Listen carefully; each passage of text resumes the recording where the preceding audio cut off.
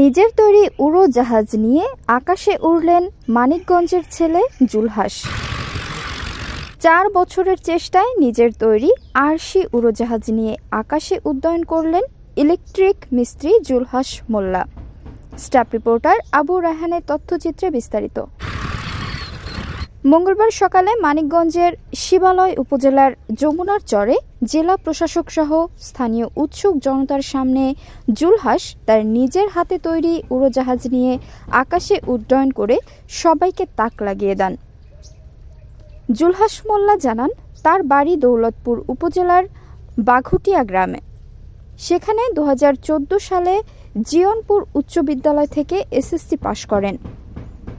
অর্থাভাবে আর পড়ালেখা হয়নি। নদী ভাঙ্গনের কারণে ঘর হারিয়ে বর্তমানে শিবালয় উপজেলার তেওতা গ্রামে তাদের বসবাস। 6 ভাই 2 বোনের মধ্যে তিনি পঞ্চম। পেশায় ইলেকট্রিক মিস্ত্রি হিসেবে ঢাকায় কাজ করেন।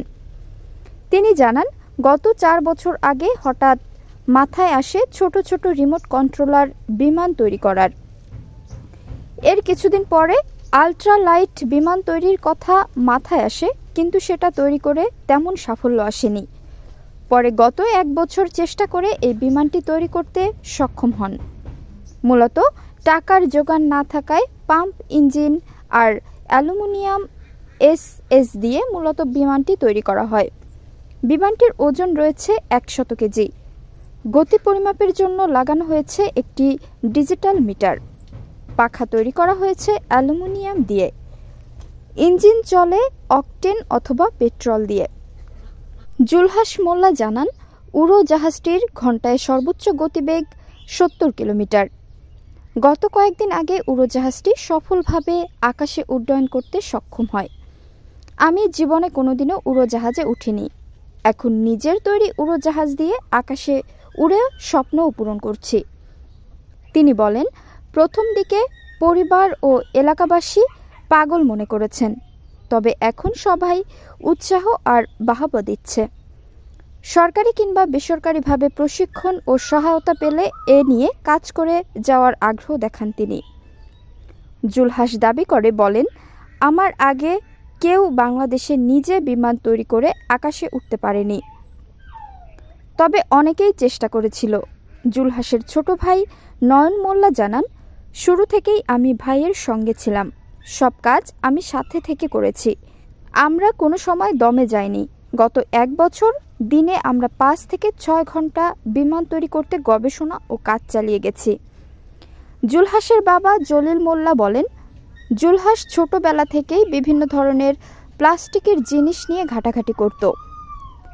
পড়ালেখা বাদ দিয়ে এসব করার কারণ জিজ্ঞাসা করলে সে বলতো, দেখবে আমি এমন একটা জিনিস বানাবো, সবাইকে তাক লাগিয়ে দিব।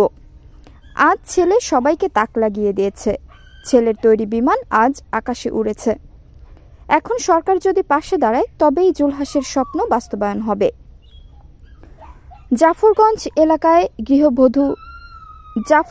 এলাকায় গৃহবধূ রুকসানা বলেন, সামনে থেকে কখনো উড়োজাহাজ দেখিনি। এলাকার ছেলে উড়োজাহাজ তৈরি করেছে, তাই দেখতে এসেছি। এসে দেখলাম জুলহাসের উড়োজাহাজ আকাশে উঠছে।